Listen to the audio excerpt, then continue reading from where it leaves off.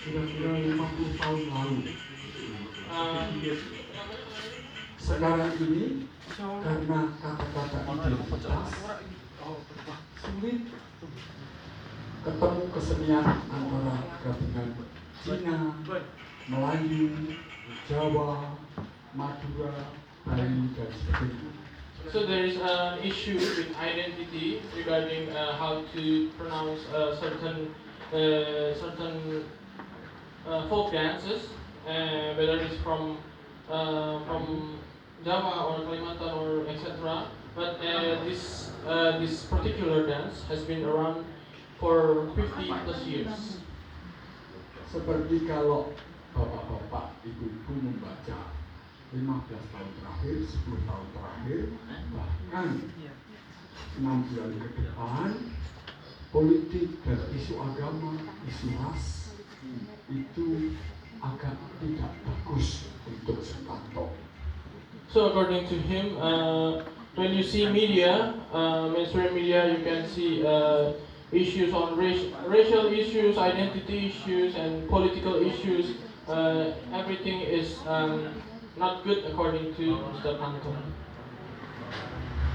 5 tahun yang lalu, your Prime Minister Lee Ching-yong, right? Yes. Lee Kuan Yew Sang, Yes. itu Lima Gunung memberi karena dia sionya Cina, sionya Naga. 5 years ago, Lima Gunung has awarded Mr. Chu. Mr. Lee Kuan Yew. Lee Kuan Yew Sang. Lee Kuan Yew Sang. Right? Lee Hsien Loong. Lee Hsien Loong, Now Prime Minister. the now Prime Minister. Dia sionya Naga. His Chinese zodiac. How do you call Chinese zodiac? Dragon. Yeah, dragon zodiac. Dan Lima Gunung bikin wayang kulit dari naga laut. So Lima Gunung, the community of 5 mountains, has created wayang. Wayang is a leather puppet that has the shape of dragon. Kalau di Jawa namanya Sangyang Baruno. And in Java, we call it Sangyang Baruno. So, Pak Chu kalau ketemu di Sino, itu jangan lupa wayangnya itu dari sini.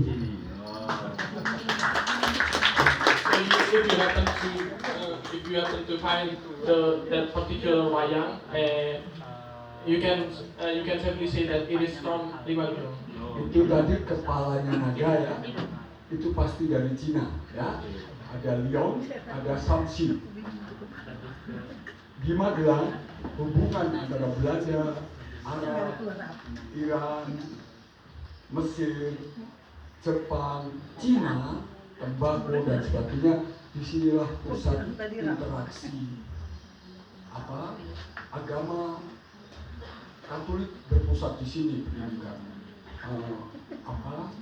Wali-wali Islam yang intelek di Magelang, Kristen, dan kami punya Borobudur, Mendut, Awon. So the one that you saw in the performance, the character that has a head, it was inspired by Chinese dragon, and the reason why is because in Indonesia it is a place that has lots of culture, not only local heritage but also culture from India, China, and etc. from all over the world. Sebelum saya minta izin karena ini banyak sarjananya, kalau Pak Chu, saya minta izin, ini ada dokter musikologi, dia juga mengajar di National University of Singapore, right? Dia mengajar di Amerika, dan sekarang saya suruh mengajar ke desa-desa. Karena di kota, kalau diajar dia tidak. So here we have a professor of musicology. He is Mr. Frank Raden, and he has teach in Singapore too.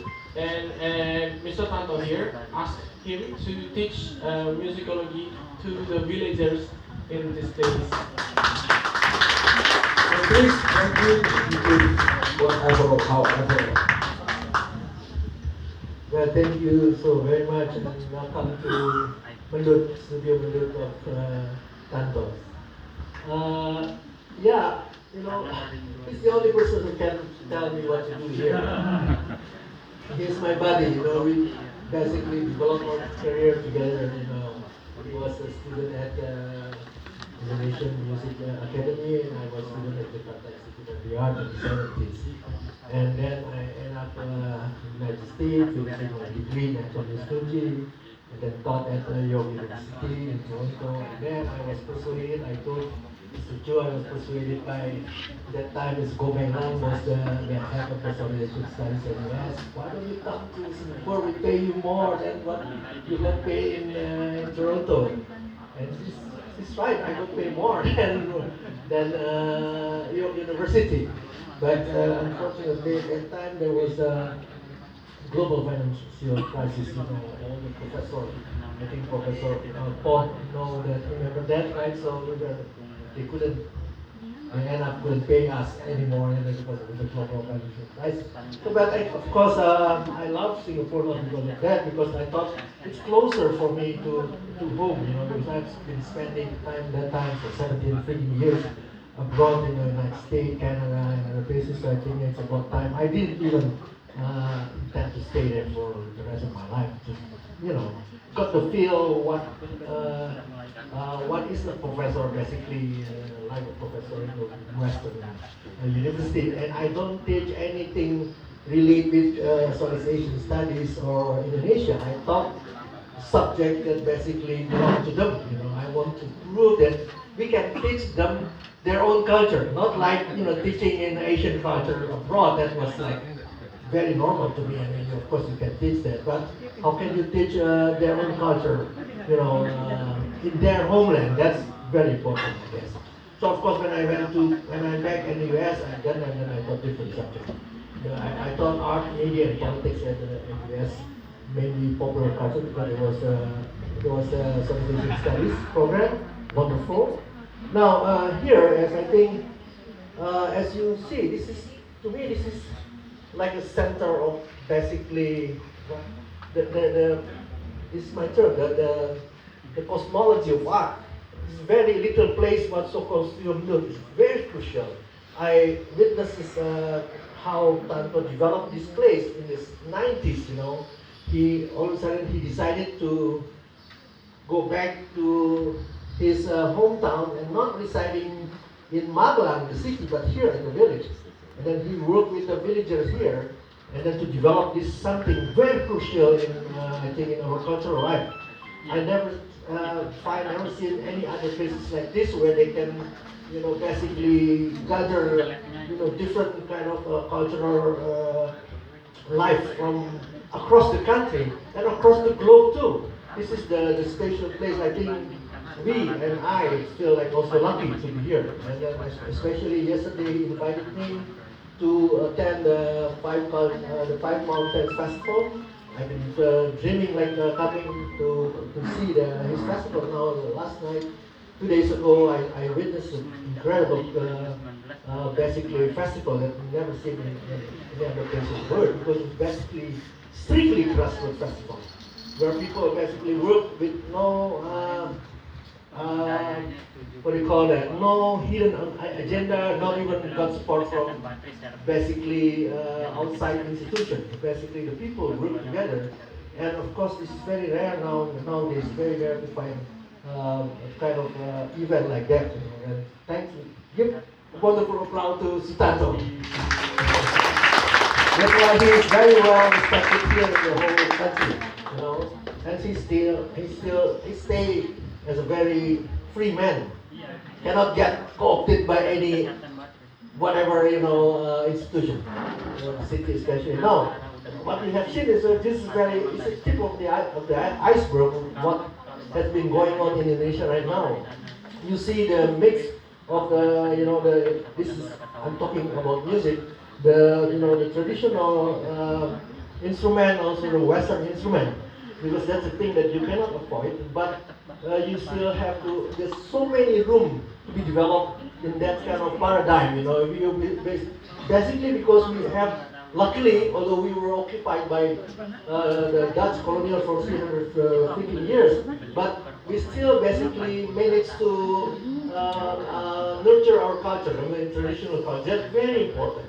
And of course, yet we also learn Western culture. So this is about time. This is like, to me, this is like incredible, important moment to let them meet and then develop something new.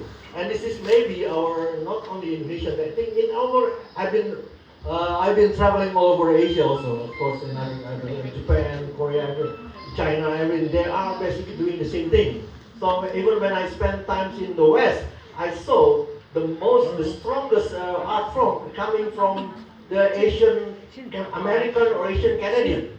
Not strictly Western people anymore, only because they brought their culture, they brought their root, and then they developed a new art form in Western hemisphere. So that's make nowadays like refreshing the art world even in the West.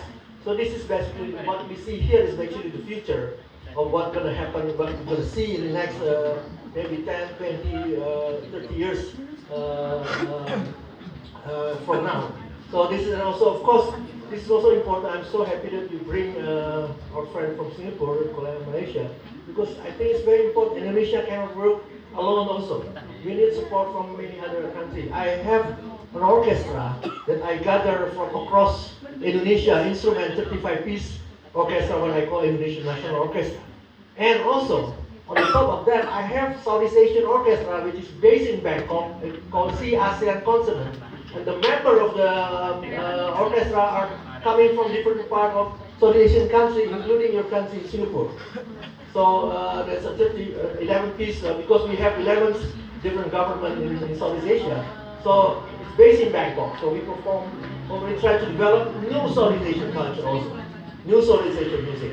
So this is basically, this is the, maybe I can say this is like the roots of what's going to be happening in the next couple of decades. So you're lucky. Thank you very much to witness this. Thank